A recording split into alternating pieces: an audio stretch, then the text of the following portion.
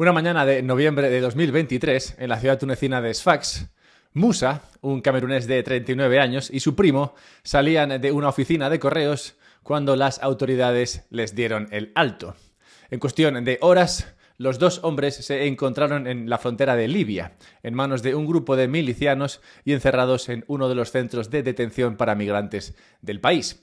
Durante varios meses, de acuerdo a una investigación del periódico Le Monde, fueron sometidos a violencia diaria.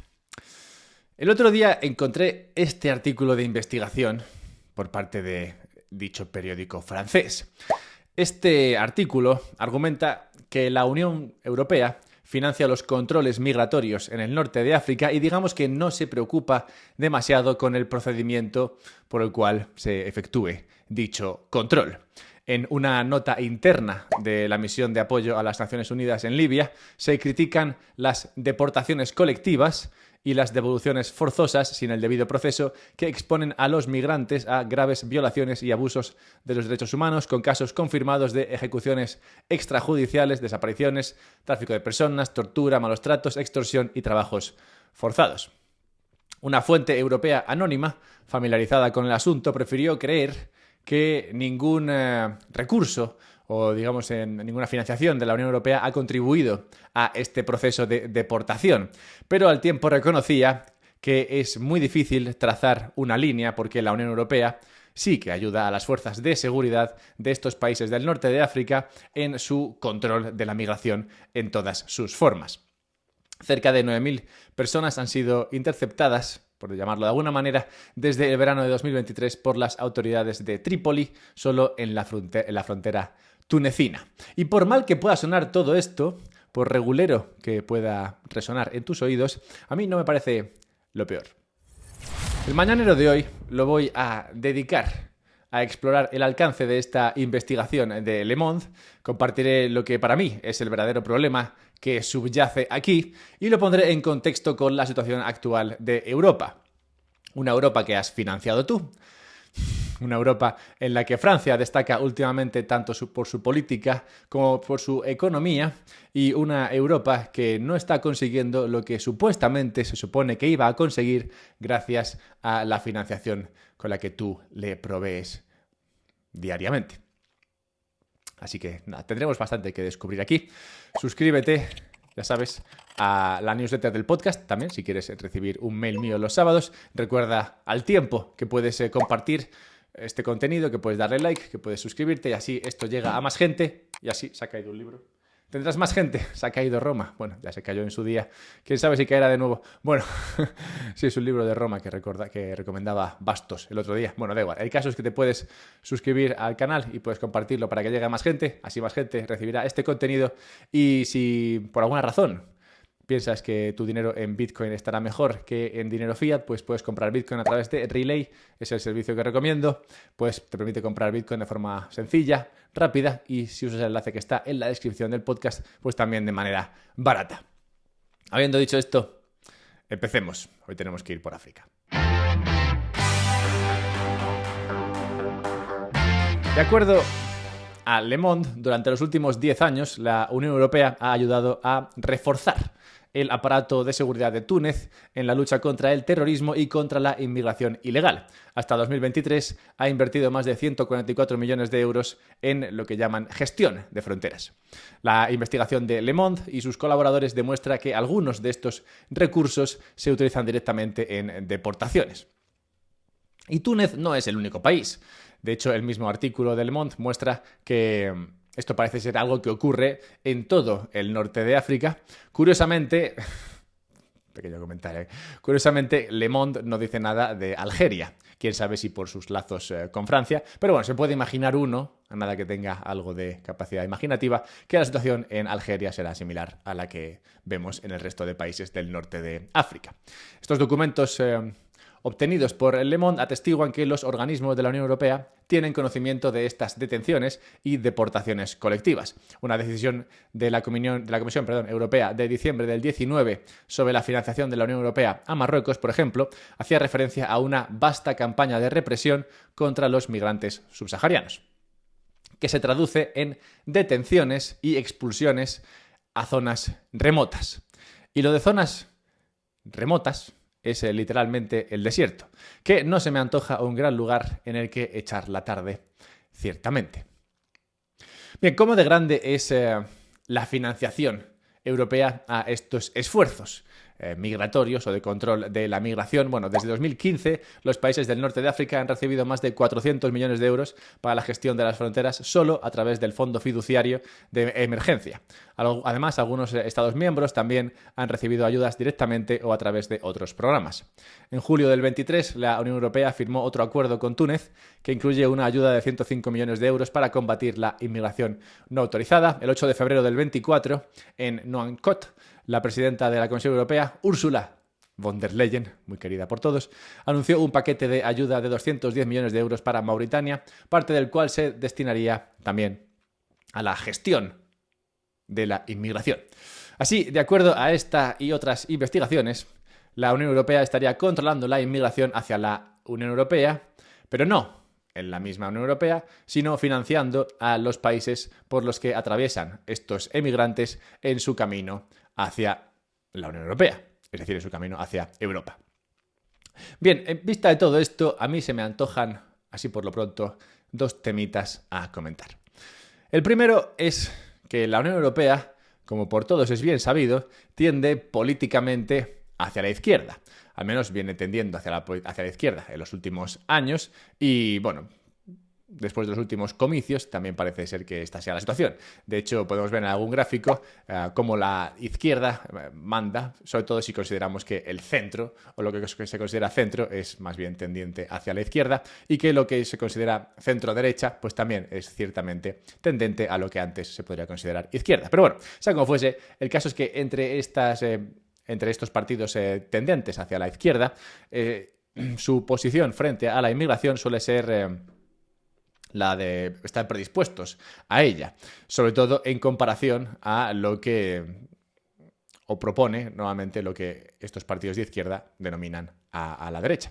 Así que, bueno, de acuerdo a investigaciones como esta, es sorprendente observar cómo partidos que supuestamente son de izquierdas y que supuestamente controlan Europa llevan a cabo y financian este tipo de controles que, bueno, desde su zurderío estarían controlando la inmigración de manera que no fuese demasiado obvia en Europa, es decir, de manera que no se vea en Europa, lo cual podría ser moralmente cuestionable teniendo en cuenta cómo se gestiona esta migración en esos países del norte de África. Este tema, por eso digo que me parece a mí un poco cuestionable, pero bueno, dejémoslo ahí, sería cuestionable. El segundo tema para mí, incluso más relevante, es que lo más probable es que estas políticas que tratan de controlar la migración desde el norte de África, muy probablemente lo que esté haciendo es agravar el problema precisamente gracias a esa financiación a estos programas de control. Y esto lo vendría a explicar algo que se conoce como el efecto cobra. En India, durante la ocupación británica en la segunda mitad del siglo XIX, un gobernante en Delhi tuvo la idea de usar recompensas para erradicar las cobras. Toda persona que trajera una cobra muerta recibiría un pago. Así se esperaba reducir la cantidad de estas culebras en la región. Pagar a terceros países para que reduzcan esta migración, para que acaben con los migrantes ilegales, se parece demasiado a esto de acabar con las cobras. Y el resultado, pues claramente no puede ser distinto. El incentivo para matar cobras fue tan efectivo que la gente se puso a criar cobras en cautiverio para luego matarlas y reclamar la recompensa. ¿Por qué es esto? Bueno, pues porque al final, a ver, si tú quieres, tú ponte en el caso de ponte en los pies, ponte en el lugar de estos países del norte de África. Si tú quieres seguir cobrando, si tú quieres seguir recibiendo recursos en la forma de dinero, en la forma de educación, en la forma de coches, vehículos, si tú quieres recibir todos estos recursos por parte de la Unión Europea para controlar la migración, claramente tiene que seguir habiendo migración. La migración tiene que seguir siendo un problema. Pues si se acaba el problema, pues tú dejas de cobrar por solucionar ese problema. Así que visto de esta manera, y esto es lo que para mí sería realmente grave, tus impuestos muy probablemente estarían financiando la migración y el control cuestionable de la misma al mismo tiempo. Lo cual, bueno, pues sería liarla o cagarla dos veces con la misma piedra. Lo cual, pues bueno, épico y solamente al alcance de la Unión Europea. Y es que este tema me pareció relevante cuando lo encontré, a pesar de que no de primeras igual no me parecía el típico tema que yo tocaría en este canal. Me pareció relevante porque creo que es un ejemplo más de por qué Europa se está quedando atrás. De por qué Europa no está consiguiendo mantener el ritmo y el crecimiento que sí que se está viviendo en Estados Unidos y en otros países, por ejemplo, Asia. Un artículo en el Financial Times de Ruchir Sharma habla de precisamente esto, de por qué Europa se está quedando atrás. Y comenta una serie de cosas que me parecen relevantes. Sharma dice, fíjese en el papel de los gobiernos. Aunque con el tiempo los gobiernos han ampliado su control sobre la mayoría de las economías capitalistas, ciertamente triste, pero cierto, su expansión ha sido más notable en Europa, dice Sharma. Hasta la década de 1980 el gasto público era, por término medio, inferior en el Reino Unido y los 4 grandes países de la Unión Europea, entre los cuales está España, que en Estados Unidos. Sin embargo, ahora Europa gasta mucho más. Las cargas de un Estado sobredimensionado han aplastado el crecimiento de la productividad, en opinión de Sharma, lo que es la clave del aumento de la prosperidad. Si no dejas que la gente sea productiva, pues claramente no podrás prosperar. Y continúa Sharma diciendo que el aumento del gasto público ha dejado cada vez menos espacio para la competencia y la iniciativa privada, sobre todo cuando los bancos centrales se unieron a los gobiernos en una campaña para eliminar los ciclos económicos, en este caso las recesiones. Las compras de bonos de los países y de las empresas y otros activos por parte de los bancos centrales, algo que se viene viendo desde los últimos 15 años más o menos, esas compras de bonos se dispararon desde niveles cercanos a cero en las recesiones de principios de la década del 2000 hasta máximos históricos en 2020, en el que alcanzaron el 16% del PIB en Estados Unidos y el 22% del PIB en los 4 grandes países de la Unión Europea. Es decir, se pasó de no rescatar a nadie a rescatar a prácticamente todo el mundo cada vez que hay el menor atisbo de recesión económica. Y claro, sin el efecto de limpieza necesario en la economía que trae estas quiebras, que traen las recesiones, desde el año 2000 las ventas en la mayoría de las industrias se han concentrado en las empresas más grandes, ayudadas también con la fuerte regulación que crea un entorno empresarial favorable para las megaempresas que tienen más dinero que gastar en abogados y en al menos ser capaces de llevar, de chequear todas las cajitas que la burocracia te exige marcar.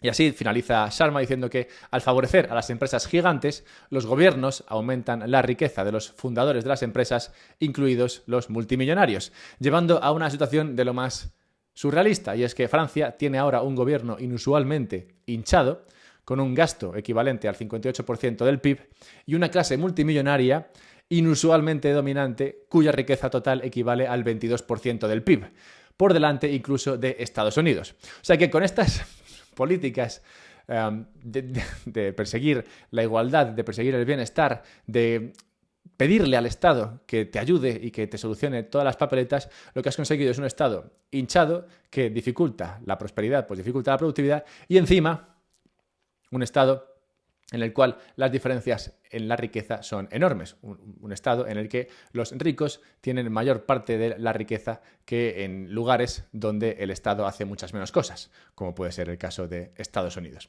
En definitiva, por todo esto, Europa se ha convertido en una región con un Estado de magnitud elefantiásica, que sin duda, con la mejor de las intenciones, eso sí, está impactando negativamente en las vidas de sus propios ciudadanos, aquellos que están aquí, entre las fronteras de la Unión Europea, pero también en las de ciudadanos de otros países. Y todo esto lo consigue gracias a vuestro apoyo.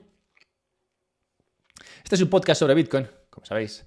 Y claro que Bitcoin arregla esto. Bitcoin arregla esto simplemente porque Bitcoin no se puede extraer sin tu consentimiento. Y por esta razón, si tú tienes una economía basada en Bitcoin, pues las negociaciones sobre cuánto dinero te van a quitar para financiar proyectos de gobierno y proyectos de Estado tiene que ser, pues eso, una negociación.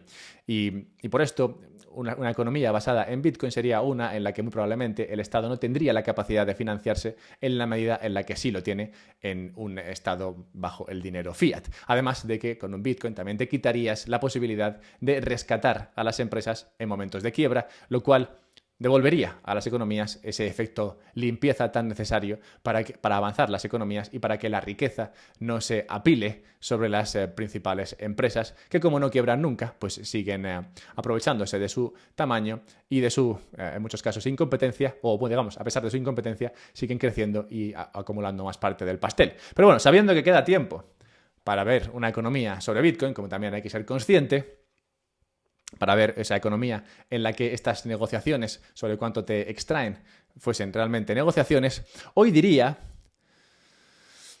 que buscar la solución a los problemas en el Estado claramente no funciona. Y esto lo estamos viendo tanto si observamos lo que está pasando en el norte de África como si observamos lo que está pasando en países como Francia y los demás países grandes de Europa. Y espero que mientras aguantamos hasta que Bitcoin sea un poquito más grande, al menos saber a día de hoy que el Estado no soluciona tus problemas o sirva de ayuda para elegir mejor en el futuro. Cuando veas algún problema y el Estado te diga que lo va a solucionar, piensa si realmente esto será lo que consigan o si por el contrario lo que harán será agravarlo y además impactar negativamente en las vidas de muchas otras personas. Y antes de cerrar el mañanero de hoy con la necrológica, simplemente dejadme recordaros un par de cosas. La primera, que podéis suscribiros a la newsletter y así os mando un mail los sábados. Este sábado tengo varios temas sobre la mesa, así que todavía no sé por cuál me decantaré, pero bueno, sea el que sea, recibirás este contenido el sábado. Recuerda también que si quieres comprar Bitcoin, yo te recomiendo hacerlo a través de Relay. Relay es una empresa que te permite comprar Bitcoin de forma sencilla, de forma rápida y de forma relativamente privada, no del todo privada, pero relativamente privada, son muy lights con el tema del KYC, así que échale un vistazo a Relay. Y si quieres guardar Bitcoin de forma segura, yo te recomendaría hacerlo en una Bitbox, que es un dispositivo pequeñín que te permite la autocustodia de Bitcoin de forma sencilla. Así que cómprate uno de estos si quieres, usando también el descuento en la descripción. Y en la necrológica tenemos que recordar la muerte, tal día como hoy, de André Citroën. André Citroën, como el nombre te indicará, es conocido sobre todo por haber convertido a Citroën en uno de los principales fabricantes de automóviles a principios del siglo XX. La empresa de Citroën, además de hacer coches feos, desarrolló el innovador Traction Avant, uno de los primeros automóviles de tracción delantera con carrocería monocasco producidos en serie. Sin embargo, los costes de desarrollo de este avanzado vehículo llevaron a la empresa a la quiebra en el 34 y fue comprada por Michelin. Dos cosas aquí. Lo primero, que Citroën quebró en su afán por ser innovador, y esto me parece épico porque así es como se avanza. Quiebras mucho y se avanza mucho. De hecho, hoy te sorprenderá lo de las marcas chinas, te sorprenderá más cuando sepas cuántas marcas de vehículos chinas quiebran al año. Es increíble. Pero bueno, es que es necesario que la gente quiebre para avanzar, como le pasó a Citroën. Y como he comentado a lo largo del mañanero de hoy, es que no puedes ni siquiera hacer coches feos. Bueno, feos sí los puedes hacer, pero no puedes ni siquiera hacer coches malos, porque es tal el coste de la burocracia que este mercado está copado. Y es triste, así no vamos a ningún sitio, ni siquiera en un Citroën. Mañana más.